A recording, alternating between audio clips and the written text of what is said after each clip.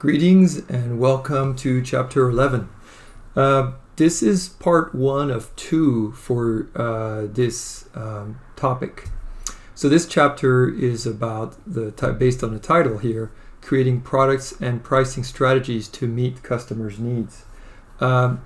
If those of you who are already familiar with the 4 Ps of the marketing mix, you will see that just based on the title here, we have product, that's 1 P.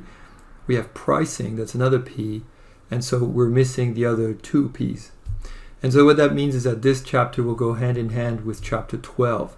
We have 2 chapters packed with information on marketing, right?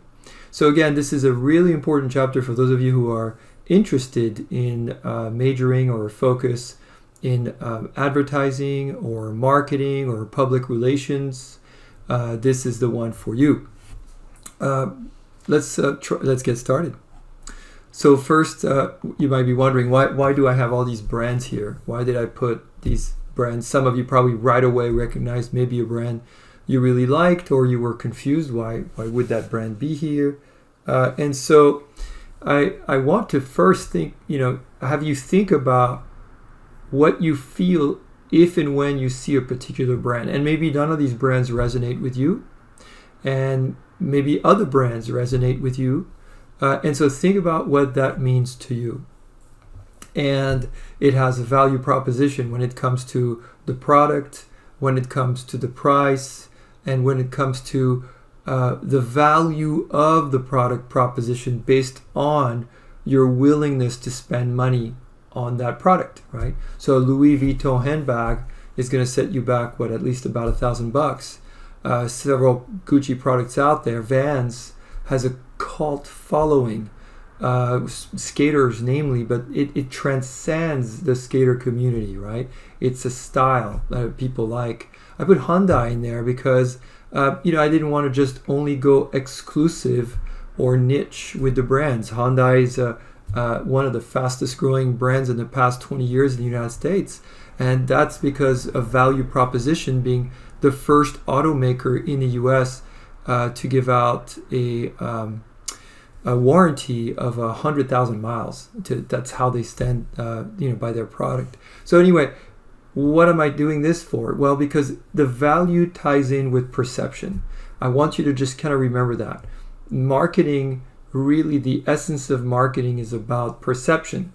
All these products sell, and they don't work in a vacuum. They sell because people buy them, and people spend what they spend on them because of the perception they have of what they'll get in return when they buy these products. So that's why I have these brands here. I want to kind of have you think about that as we start this part 1 of 2 with this chapter. All right, learning outcomes. You know what? I'll skip them for now, and we'll get right to it so I can keep this lecture hopefully under an hour. So we're going to look at the marketing concept and relationship building. Again, I'm following along with your book on page 111. I really encourage you to do the same. That's page 411. And so the marketing concept process of getting the right goods or services or ideas. That's the first thing I want you to think about right there with that definition. When we talk about a good or a product, right? It could be a tangible good, or it could be an intangible like a service. But remember that an idea is also a product, right? An idea, an example would be breast cancer awareness. You're selling an idea. Anyway, you're getting the right goods, services, or ideas to the right people at the right place, at the right time, and at the right price, using the right promotion techniques and using the appropriate people to provide the customer service associated with those goods, services, or ideas. So that's a mouthful, right? And that's this particular textbook's kind of way of introducing it. The concept is referred to as the right principle and is the basis of all marketing strategies. If you think about things you love and where you get them and how you get them and how much they cost, and other people who are like-minded, that's the right principle in action. Marketing is finding out the needs and wants of potential buyers, whether organizations or consumers, and then providing goods and services that meet or exceed the expectation of those buyers. So if we go back to Needs and wants, that's a big one right there. Needs and wants. And value, again, the value proposition. And I'll do more in value proposition on the next slide. And so marketing, again, you know, providing goods and services that meet or exceed the expectation of those buyers. Market is about creating exchanges. An exchange takes place when two parties give something of value to each other to satisfy their respective needs or wants. So that's the exchange. Here you are taking this class at Chaffey College. And, you know, the exchange is you paying Chaffey College the fee, the tuitions, to be taking these classes so you can get the knowledge and eventually the degree. Let's move on to the next slide. The marketing concept is the use of marketing data to focus on the needs and wants of customers in order to develop the strategies that satisfy the needs of customers and help accomplish the goal of the organization. So again, I know it's a mouthful, but it's the same thing. There's going to be a company that's going to try to meet a need or want from a customer by providing some kind of a service or a product. Value is the ratio of benefits for the customers to the sacrifice necessary to get those benefits. My question to you is this: how many of you, or as you watch this video, straight out of high school, did you choose to go to community college like Chaffey College, and you had maybe other alternatives to go to a four-year school, a UC school, or a Cal State school, or a private school, and you chose Chaffey College? And the question would be why, and to what extent did you get value out of that? So for this, I want to kind of bring you to this website. It's bigfuturecollegeboard.org. And what I love about this website is just a straightforward way of comparing things. So we're going to use colleges in the area to kind of compare with you know, decisions for students and where they go and how they go about making their decisions. So one of the closest four-year schools, we sent a lot of students there, is San Bernardino, right? So Cal State San Bernardino. So let's pick that one first. And if you want a UC, let's go with Riverside. There we go. And then of course Chaffey College. And so, you know, again, what we're doing here was with comparing the first 2 years and looking at your yearly, a little bit of the colleges. And so all three, of course, are public; they're not private. As you can see, Chaffey College, we have more students, almost, well, not quite, but you know, almost double as Cal State, some of the Cal States. And of course, no SATs or ACTs required to come to Chaffey, but this is where you're looking at value right there. And you're looking at, I mean, look at the UC, 14K, and then, you know, 6K for the Cal State and 1,400 for community college, right?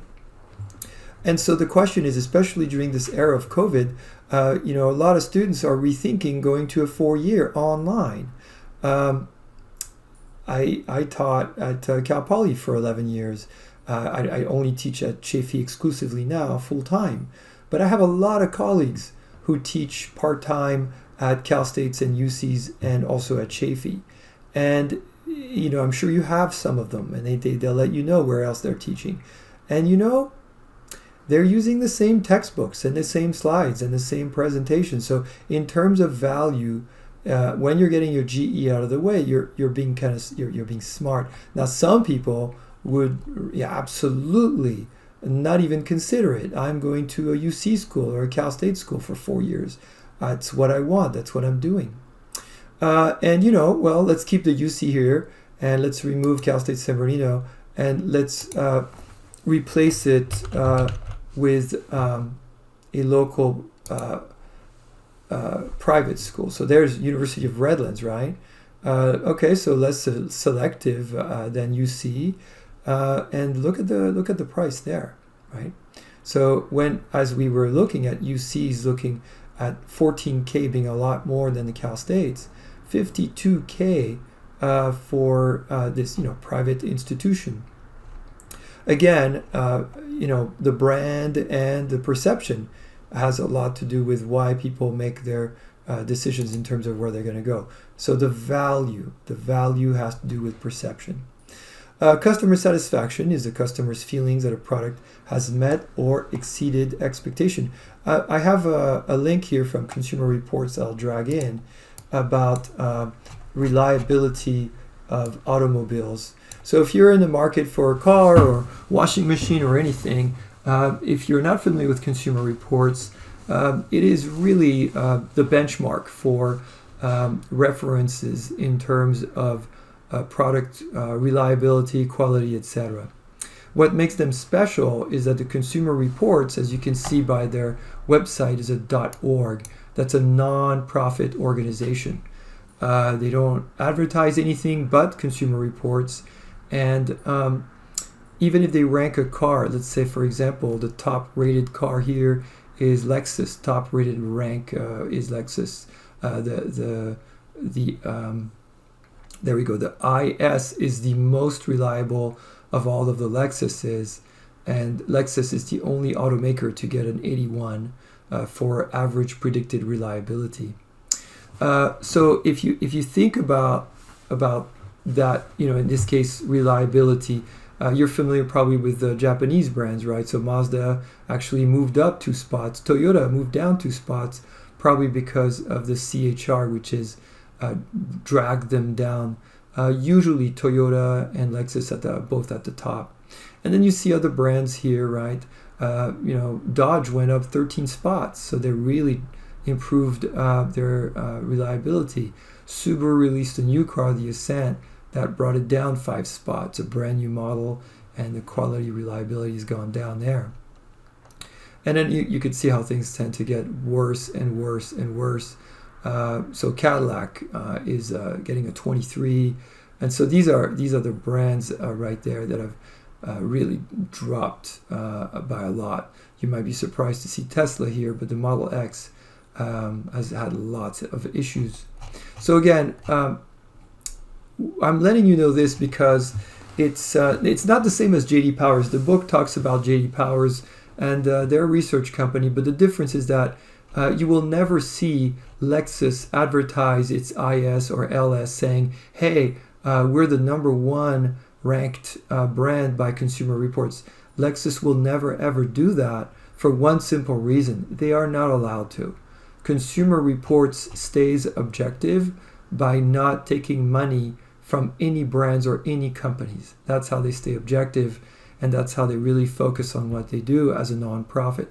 JD Powers, on the other hand, when they award a company Truck of the Year, Car of the Year, every time you see an ad with that, you're seeing that a company that paid JD Powers a lot of money to brag about that. So again, measuring that is important. And the best way to measure customer satisfaction, by the way, the absolute best way is by doing research and asking people, if you could go back in time 1 year or 2 years or 5 years, would you go back and buy that same car again, right? All right, relationship marketing on the next slide focuses on forging long-term partnership with customers. That little restaurant, that little coffee shop that you love and they know you, and when you come in, they take care of you. Sometimes they'll give you coupons or a freebie. That's smart relationship marketing right there. Companies build relationship with customers by offering value and providing customer satisfaction. Think about very personal services. A restaurant is a little bit like that. Your dentist, etc., your doctor. There's a formula. I added this. It was not in the book, but I added this because I always find it really important whenever I talk about relationship marketing. This is called the customer lifetime value. There's different ways of calculating this. This is a very simple one. So it's a prediction on the net profit attributed to the entire future relationship with a customer. Let me just first give you a scenario. There's an employee who works at some coffee shop, and they're just having a bad day. And a customer comes in, and they complain that the drink was wrong. And let's say that that employee, because they're having a bad day, decides, forget it.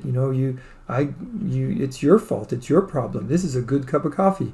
Maybe they don't tell the customer what the customer wanted to hear. You might think, well, that's too bad. It just costs $5, whatever the cost of the coffee is. Well, let's kind of see what the lifetime value of that one customer is. Let's say that customer is Carol. And Carol teaches accounting, and on her way to her class every 5 days a week, she always likes to stop at Starbucks to get a venti cappuccino that costs $4.45 before tax. And so each workday. And so we're going to go $4.45 times 5 days a week, right? So that's $22.25 for 1 week. Multiply that by 52 weeks. Let's pretend she works in the summer. I know that's just ridiculous. And so now what we have per year is $1,100 a year. Multiply that by a career of 30 years, which is going to be your standard career for a professor, and that's $34,000. Carol is worth $35,000 as a customer. You better treat her really, really well. Her CLV is at 35K, and you better make sure that your employees understand you're not allowed to have a bad day. If this is your restaurant, if this is your business, when someone walks through your door, you drop whatever you're doing. If someone's on the phone, they're going to always be less important than someone who drove up to your place. They're there. They open the door. They're right in front of you. They become your priority. You drop everything you're doing, and you make them feel fantastic about coming. And that's how you retain people. All right, let's keep going with the marketing mix. So the marketing mix, 4 Ps. Just remember that. The marketing mix is what it's called. The professor who came up with it thought about it as a recipe. What is marketing? It's not one thing. It's several things. And you need all these ingredients for the one recipe called marketing. If you only have 3 of the ingredients, it's not marketing. And so the 4 Ps are product, price, place. A lot of times you'll just see distribution, but it started with place of distribution, and promotion, right? So the product itself is just that, the product itself. They could be goods, physical things, they could be services or ideas. They have tangible and intangible aspects. The price is, again, what's given in exchange for the product. Could be monetary or non-monetary. The price that it takes to wait in long lines. Look, when the new iPhone comes out, there's always long lines, or etc. So right now with the pandemic, talk about long lines. Price of many names. It could be rents, could be fees, charges, etc. Where the product is available, place of distribution, right? Methods of getting the product from the creator to the product. I'm going to talk about Tesla a lot in this chapter because they've revolutionized so much. If you think about what Elon Musk did with Tesla that was truly revolutionary, is that he completely bypassed the dealership model. The dealership, it's questionable how much value a dealer adds, right? And so it's questionable because we know that the dealer is going to make the money with service when you go back and get your car oil change, etc. That's where the real money is. Selling cars is not the real money. And so if that's true and you're selling an electric car that does not require an oil change, etc., very little maintenance, then why would you want to go through the hassle of a dealer? If you could skip the whole dealer thing, then it would save your customers a lot of money. The dealers are always going to take a percentage off the top of the price they paid the manufacturer. And so the place of distribution, what made things different with Tesla is that, of course, you can order online or you can go in a store. I'll talk more about that in just a sec. Promotion, again, how you getting the word out, right? Different components, traditional advertising, sales promotion, public relations, etc. Is often mistaken for marketing because it's the most visible part of marketing, but marketing encompasses more than promotion, as you just saw right there. All right, let's now all of this, how do you wrap your head around that if you're a business? How do you stay engaged and attuned to what is out there, right? You require a permanent environmental scan where you're always collecting and evaluating information. What kind of information? For those of you who've taken other classes with me, you're probably familiar with this. We call this usually the external uncontrollable environment, the cultural, the demographic, or you could say social for demographic. Economic forces, technological, political, the competitive, and I added here global. And so these are all of the things to consider as you scan the environment to see what's changing, what's happening, etc. All right, now, how do we define the target market? So there's lots of people out there, right? And so now we need to really narrow things down. We can't just like throw up an ad somewhere and hope that people see it and they come. I have to be a little bit smarter. So I have to figure out who is my clientele. Are they male? Are they female? Both? What's their age group? What's the level of education? Where do they live? Do they commute? How much disposable income do they have? Etc., etc. So we call that the target market, right? The specific group of customers to which a firm directs its marketing effort. And so here you have from your author examples of target markets for Marriott hotel brands, right? All of these on the left are brands of Marriott hotel. Obviously, the Ritz-Carlton has, senior executive, etc., right there as a target market, and the Fairfield, business, leisure travelers, right there at the very, and then kind of that in between, right there. And so it's kind of what to show you a little bit here on Twitter. Twitter is always in the news for lots of reasons, and so I thought, well, this is just from a website here showing you. What is the demographic of Twitter? And this is kind of cool because it kind of gives you a little bit insight as to, competition, how they look at demographics, etc. So Facebook has got the most, users, etc. The Twitter account with the most followers, and I don't know how old this is. There's going to be a date there. Let's see, Taylor Swift, I guess, was the most influential tweeter in last year. And so now we're getting into some interesting stuff, right? So by country, right? Reach ranking by country. And tells you a little bit more about the users. They're in cities, most popular Western social media in Japan. You get more and more here. But look at the advertising audience. This is where it gets to be interesting. It's mostly male, right? It's mostly male except from 13 all the way to 24, almost 50-50. But look at 23 to 34. Oh my God. I mean, it's almost double, right? And so you can see that's mostly male. And then, the age comes in. Here we go.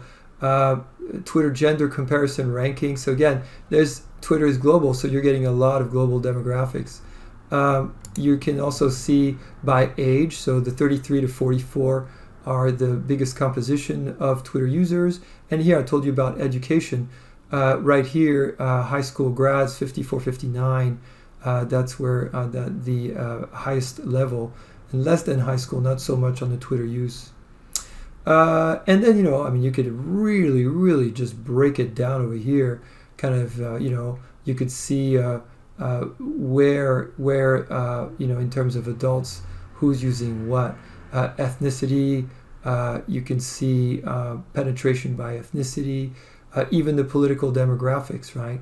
I guess mostly Democrats use Twitter, and then number 2, Republican, and Independent. I should say Independent number 2, and then Republican number 3. Anyway, you get the idea. So marketers, yes, they look at everything, including political leaning. Everything they can get their hands on is good information. So how do you create a competitive advantage? Competitive advantage, differential advantage, is a unique feature that the company and its products are perceived by the target market as significant and superior. So that's how I started the lecture, didn't I? Louis Vuitton has a competitive advantage. By the way, they're not the most exclusive. For those of you out there who are familiar with exclusivity, think of one brand more exclusive than Louis Vuitton for purses, right? And that's Hermes, Hermes, H-E-R-M-E-S. There's a Birkin bag, you can look it up, Hermes Birkin, which is ridiculous. It's hundreds of thousands of dollars, some of them. And it doesn't matter how much money you have, the supply is extremely low, making it very exclusive and giving the brand that much of a competitive advantage, even over Louis Vuitton. So a firm that has a cost competitive advantage can produce a product or service at a lower cost than competitor while maintaining satisfactory product margin. This is where scale is so important. Think Walmart, think Amazon. You need massive economies of scales if that's going to be your competitive advantage. It's risky, it's tricky, because as soon as somebody finds out how to do it cheaper than you, you're done. So, you never want this to be your one only thing. Differentiation is the name of the game. So, differential competitive advantage, more useful in the long term, right? So you have a bunch of examples here of, ways of doing this, right?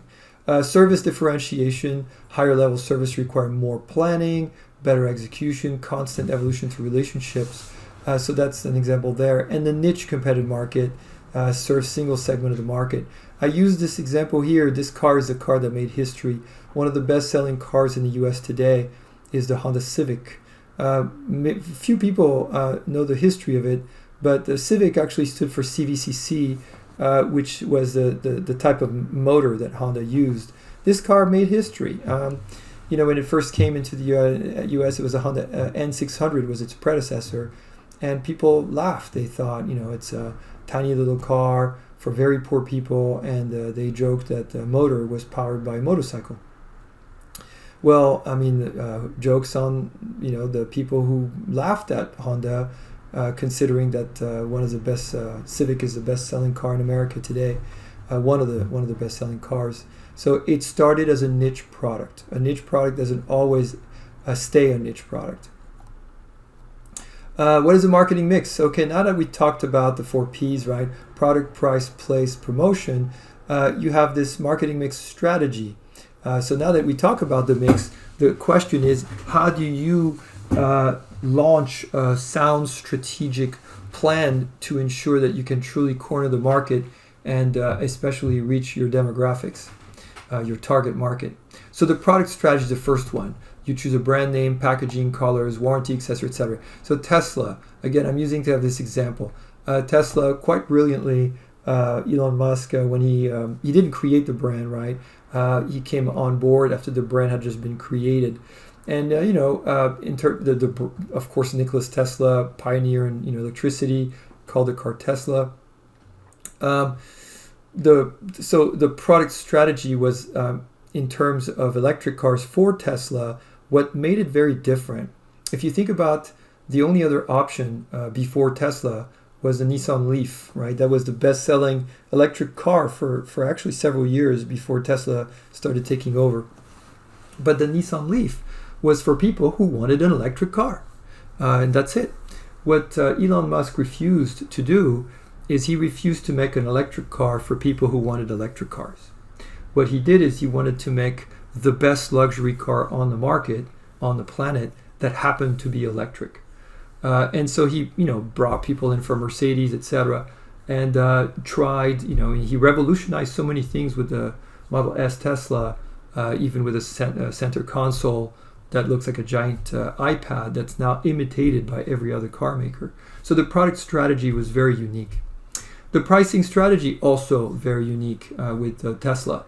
I had a case study in my management class for that for a while, where Elon Musk wanted to sell first a very, very expensive Tesla, the Roadster, for people who could really afford a $130,000 car. And it was basically a Lotus, and it was a Lotus that was gutted and just dropped a electric battery in there. But the 0 to 60 was very impressive, better than Porsches out there, etc. So the pricing strategy in the beginning was very, very high, and the reason is that he wanted to generate more revenue to eventually make an electric car for the masses, the Model 3, which is supposed to eventually happen at $35,000. The place, I talked about this earlier, place strategy in this case, buy a Tesla online, you go through a store, like a Tesla store at a mall, kind of looks almost like the layout of an Apple store, but to buy a Tesla. And that made it unique, because otherwise everybody would have to go to a dealership. Promotion. Here's what's interesting about Tesla. They spend $0 on advertising. It's all word of mouth, and it's all promotional advertising from media, etc. So those are the 4 P's. And of course, there's non-for-profit marketing, which helps not-for-profit groups identify target markets. So Chaffey College is obviously a non-profit, right? We work for the state of California. We're part of the community college system of the state of California. And so the campaign for Chaffey College has been really awesome. It's called I Am Chaffey, and here's the latest example of that. And this is my buddy Charles Pratella, who is in charge of the GPS Center, and is featured as personal life journey, counseling faculty, veteran, November 10th. And so that's part of the campaign. You will have seen other posters with I Am Chaffey. And so that would be an example of promotion for Chaffey College.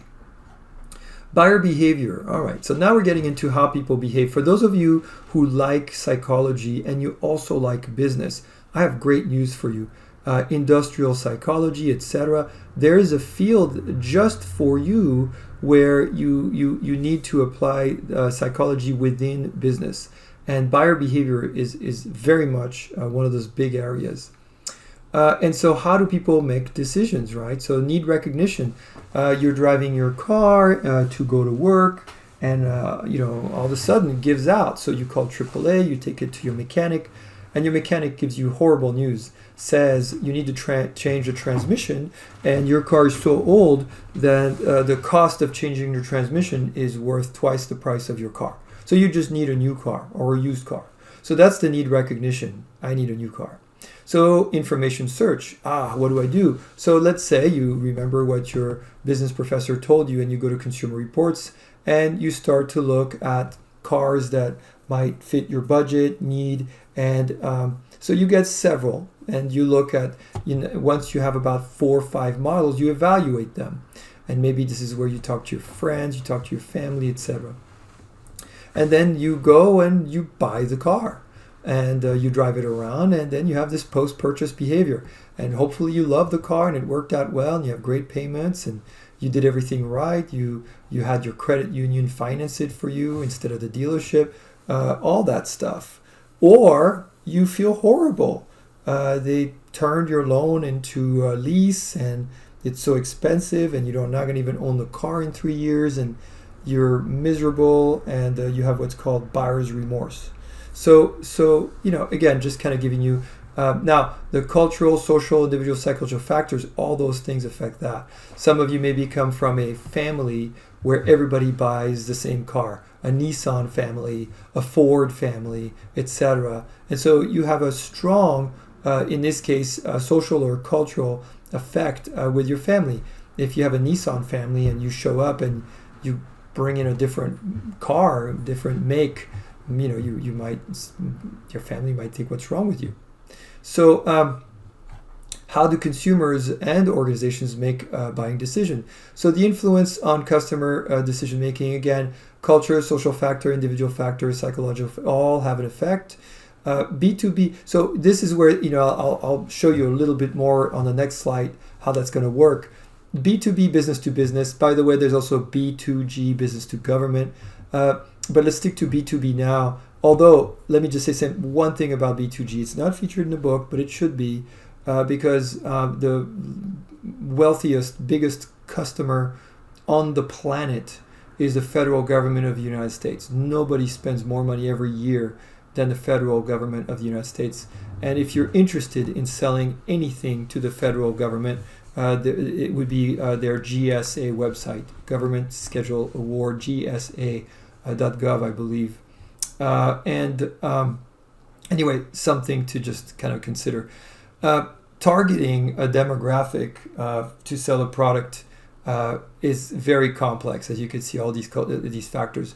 On the other hand, targeting a business really is not as difficult. Of course, it's a different exercise. What I wanted to show you here real quick is NAICS. Again, this is not in the book, but just, if you wanted to, let's say you want to, let's do respiratory, perfect. And so let's say that you want to sell a product to, all companies in the United States that sell,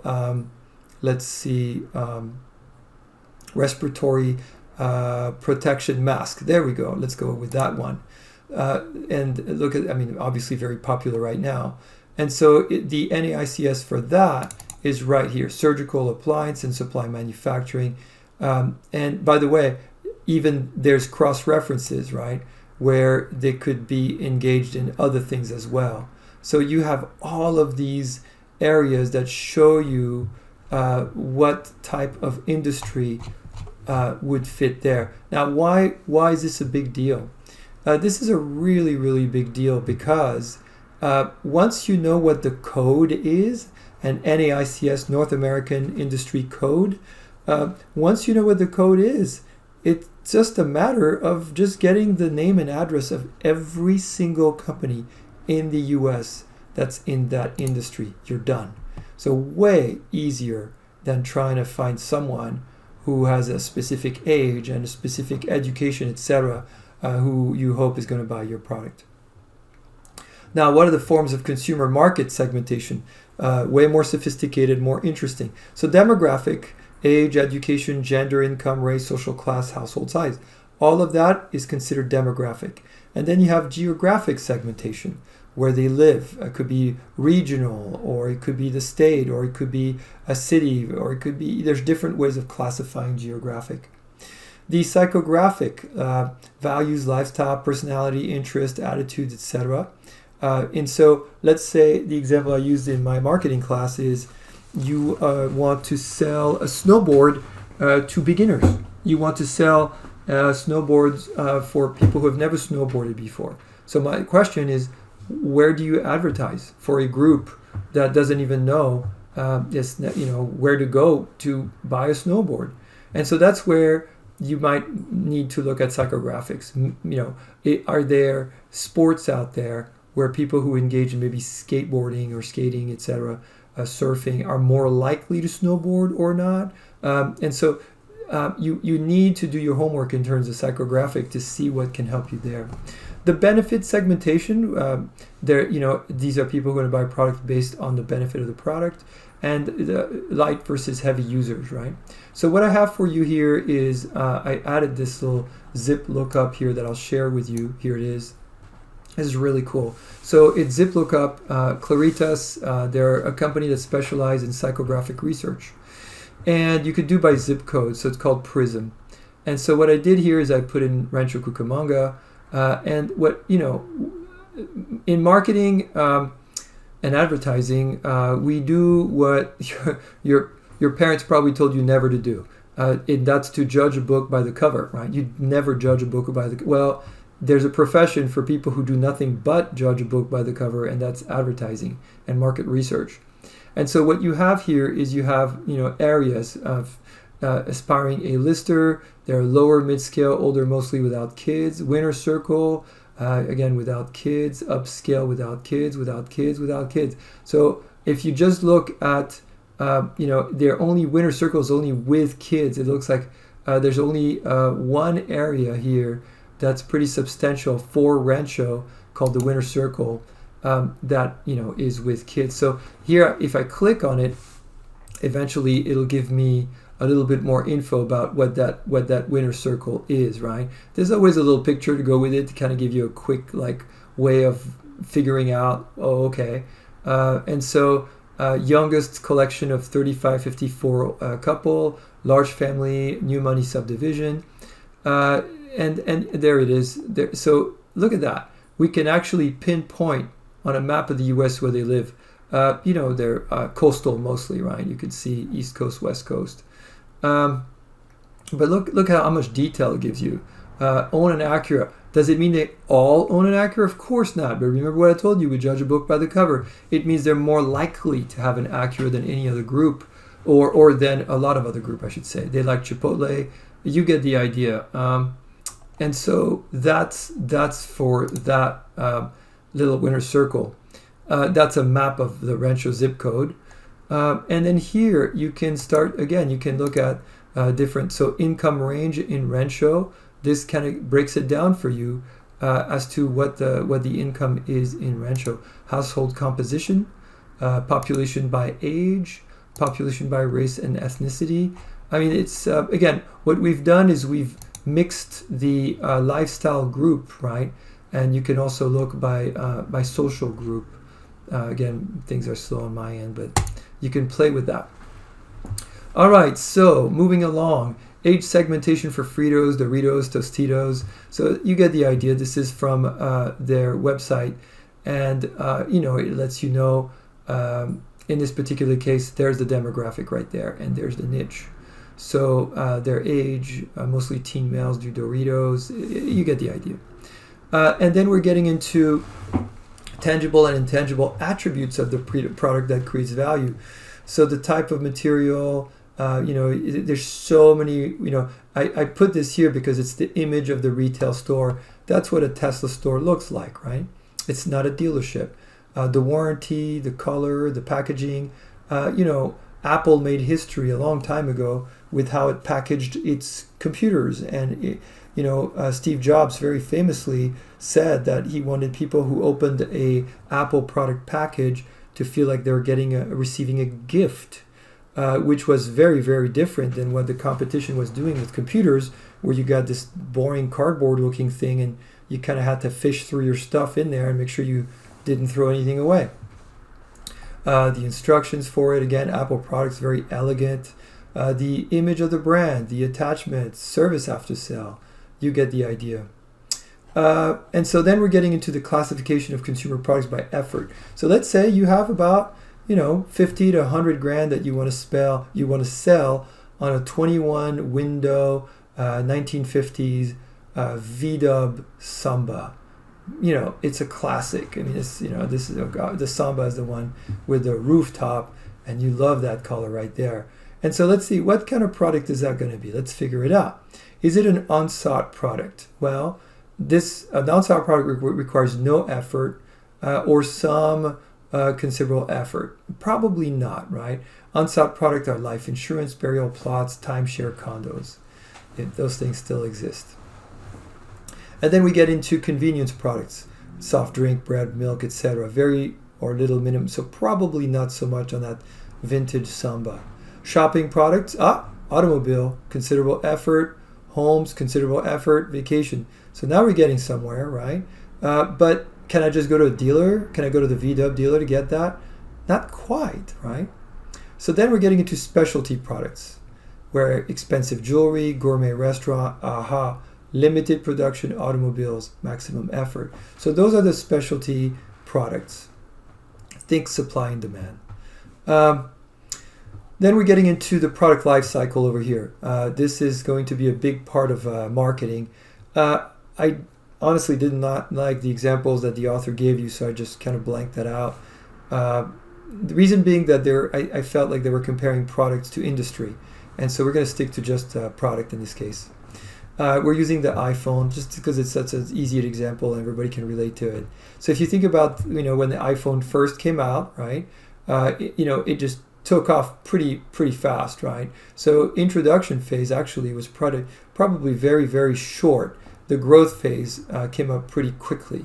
So here we go from 2012, and you can see going up to 2015, a lot of growth, right, for global sales, right, in billions, 78 billions to 155 billion. Now this stops at 2019, by the way, but look what happens, right? 155 billion, 136, 141, 142. So you could see maturity, some people would even say decline with iPhone. And so that's kind of an example of where the company is there in terms of the product life cycle. So how do you avoid decline? How do you stay here? You got to reinvent the wheel. You got to make sure that, this is why manufacturers of various products, every 1 year, 2 years, they come up with a newer model. Strategy for success at each stage, right? So again, it's kind of walking you through with the intro, growth, maturity, decline, for the product distribution, promotional, and pricing. And so if I look at product, we were talking about Apple. And so your goal here, your objective is to encourage trial, establish distribution. That's your goal. So with the iPhone, you establish competitive advantage. I mean, think about this. When Steve Jobs did his demo of the iPhone, you can Google it. It's actually really interesting. It's on YouTube when Steve Jobs does a whole reveal of the first iPhone ever. It's fascinating because there's so many things we take for granted about that iPhone that did not exist before. But what it did is absolutely destroyed competition even before the thing was available, because people did not want to renew their existing contract with their phones. They wanted to wait for that thing to be out. And from the time he announced it to the time it was out was several months. And so competitors were losing a lot of money, of sales, to a product that was not even available yet. So that's the intro phase. The growth, maintain product quality. So that's really where you want to make sure that you don't drop the ball here, because your product is really in rapid growth. Tesla has been having some issues there with quality. A lot of people have, there's lots of stuff out there. Even a Tesla owners forum specifically on like how to check for the quality of the Tesla you just ordered as it get delivered. Maturity, this is what I told you. You reinvent the wheel. You seek new users, right? And so you modify the product. Decline, you maintain the product for existing users, but you reduce marketing expense and use to keep loyal users. So this is our last slide. What strategies are used for pricing product? And so I have at the very top here the new iPhone, I guess 12. And then over here, I have a bunch of Androids. And these are very common. The two are very commonly used to exemplify pricing strategies. Apple famously uses price skimming, right? When you introduce a new product to market with a high price, and then you lower the price over time. They've lowered the price a little bit, but they really just kind of stay. On the other hand, all the Androids have very effectively actually surpassed Apple's market share in terms of sales. So more people have Android product than Apple product. However, because of price skimming, Apple's more profitable. And so penetration, the company offers new product at low price in the hopes of achieving a large sales volume. And you're pricing product below the normal markup or even below cost. I mean, think about that for a second. Who would price a product below cost to attract customers to a store where they wouldn't otherwise shop? It's called leader pricing. Now, this is where I just want to clarify that number one and number two is really truly applying to manufacturers. Number three tends to apply more to retailers. So when you go to a retail store to buy a printer, let's say you want to buy a printer, you might be surprised actually that when you do your comparison shopping, you might be surprised that this would be one of the very few times where it might be cheaper for you to buy this all-in-one printer, let's say an HP or an Epson, at the store than online, on Amazon. I mean, you might be wondering, how is that possible? Well, because that's what they are. They're called loss leaders in this case, or product price below cost is a loss leader. And so they're going to be extremely aggressive with the price of this printer and actually lose money on their printer. And they're doing this because they want you in the door to buy that printer. But what they're going to try to do before you get out the door is make sure you buy all the paraphernalia that's going to go with the printer, right? They're going to remind you you need paper, you need extra ink, you need tons of stuff. And as you all know, of course, the money is in ink anyway. Odd even pricing or psychological pricing. I thought this was pretty hilarious for those of you who have a sense of humor. So this is the Tesla website featuring the Model S. Now the Model S is priced at $69,420. $69,420. If you're not sure what that signifies, you need to talk to an adult person perhaps, or a friend. But these two numbers have meaning in some circles. And so, of course, the example here is the 69. The 69 is that odd even pricing, the strategy of setting a price at an odd number to connote a bargain. So people might see that and go, it's less than 70. I'm never paying 70 for a car, but I might pay 60. So 69. 420, I'm not even sure anymore. I think you might need to talk to a friend about that one, and they'll tell you it has to do with some popular culture out there. The strategy of raising the price of a product so consumers will perceive it as being a higher quality is called prestige pricing. And there are brands that do that. There are lots and lots of brands that do that. Perfume, very famously, in some of the perfumes out there, the price of the bottle, the cost of making the bottle for the perfume is greater than the actual cost of producing the perfume. And so clearly those expensive perfumes are very often prestige pricing. Same with that purse I was telling you about earlier, the Birkin. Let's in fact end with that one. The Hermes Birkin bag. And that is a very, very famous bag because in this particular case, their price is very famously exorbitant, and so in the thousands of dollars. And again, Hermes was brilliant because what they did is they created a supply. See, some people invest in those bags. Some people actually have tracked these handbags, and they said they have beat the S&P 500 for several years. So anyway, that is exclusivity of another sort, right? This thing here is worth, well, look at again, perfect example. It's not quite 10 grand, is it? And so that prestige pricing and odd even pricing all in one. That concludes this chapter. I hope you got a lot out of it. And please, as soon as you're done with everything, start on the next chapter.